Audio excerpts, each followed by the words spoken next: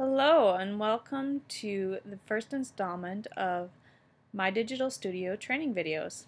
I'm so excited to be offering you these new tutorials so that I can share with you what I love, which is Stampin' Up's My Digital Studio program. It is by far my favorite toy. So today, for the first one, I just wanted to give you a little getting to know you session of My Digital Studio, make a quick project, and show you the power that it has to change your crafting world. So when you open up MDS, this is what it looks like to begin with. You've got a couple different options here. Up at the top, you've got your new project options, lots to choose from up here. In the middle, you can see your recent projects, or you can click more to see all the projects that you've worked on.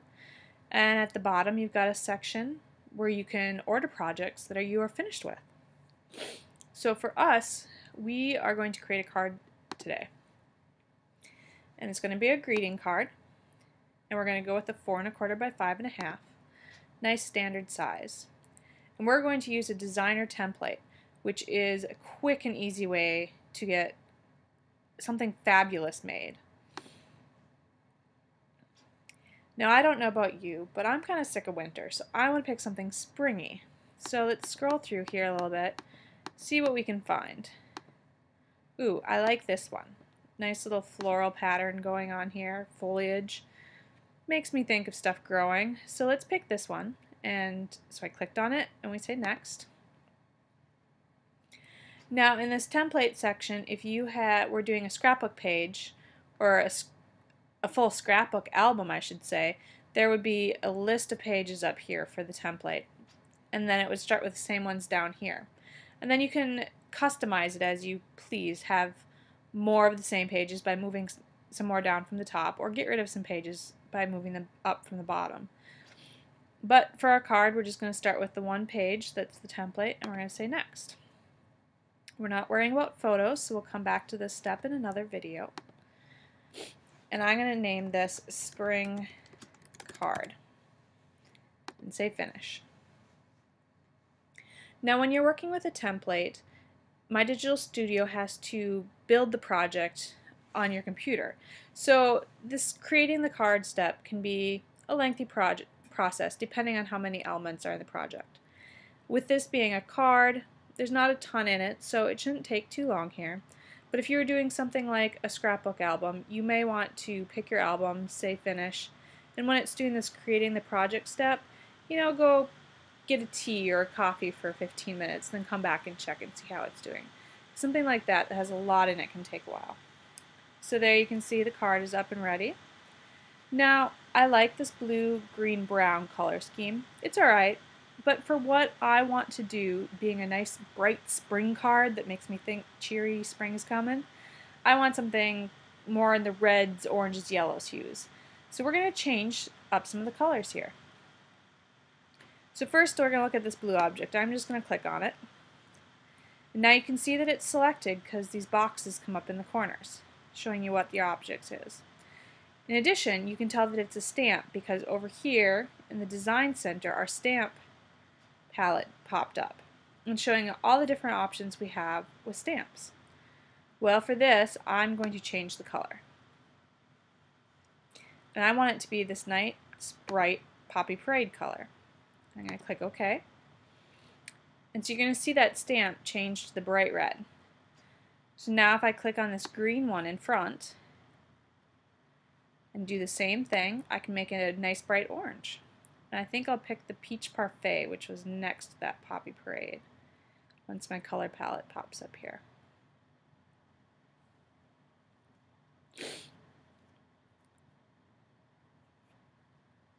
So yeah, this yummy orange color right here. Let's pick that. Say OK. And there we go, we got our red and orange on the top.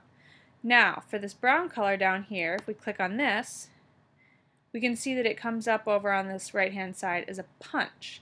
Once again, we have the option to color fill, so let's go ahead and choose that.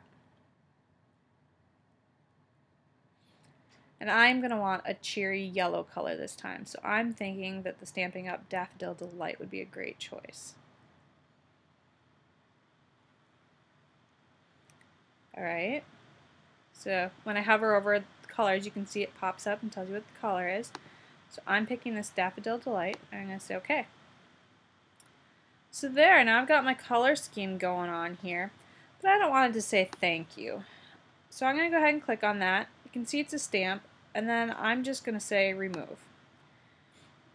Because I don't want a stamp that says thank you. I want something, I think I want something Eastery. So I'm going to go down to the search box down here and click on it, and it pops up a window. And I can search for Easter in the window. And it's going to come up with some different options of stuff that I have that has been categorized as Easter. Now I like this Happy Easter stamp. So I'm going to go ahead and click on that and then say insert.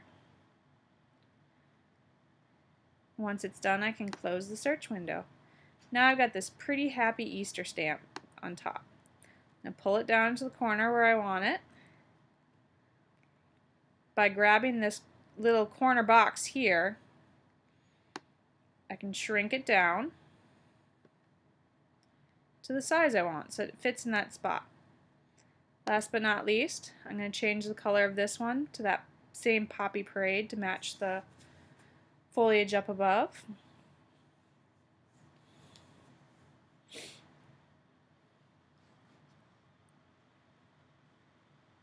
There we go. And I am really liking that card. So I can click save. And now at this point I would have the option to have it printed up through Stampin' Up's print services, which are really high quality print services, or I could print it on my home computer here and make up cards myself.